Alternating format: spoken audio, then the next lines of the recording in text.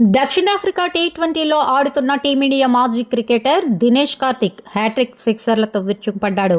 జోహన్నెస్బర్గ్లోని Wanderers స్టేడియంలో Paarl Royals తరపున బరిలోకి దిగిన కార్తిక్ జోబర్గ్ సూపర్ కింగ్స్పై హాఫ్ సెంచరీతో చెలరేగాడు.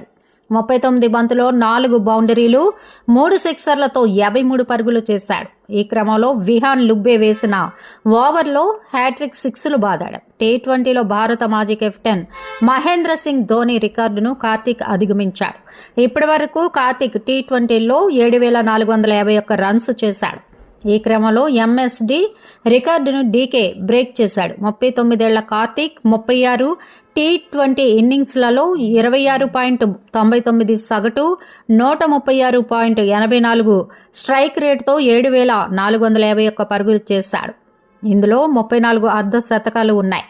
అలాగే తన టీ20 కెరీర్లో ఇప్పటి వరకు 258 సిక్సర్లు, 718 ఫోర్లు కొట్టాడు. అటు ధోని 343 టీ20 ఇన్నింగ్స్లో 38.11 సగటుతో 7,432 పరుగులు చేశాడు.